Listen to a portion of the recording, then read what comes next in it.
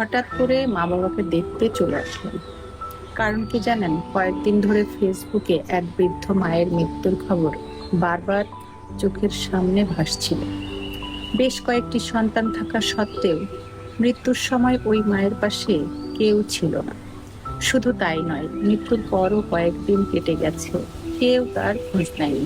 একসময় সেই মায়ের নিথর দেহটাই পোকামাকড়ের খাবার হয়ে গেছে। খবরটা পড়ার পর থেকে বুকের ভেতর আমার এক অদ্ভুত কষ্ট কাজ করছিল।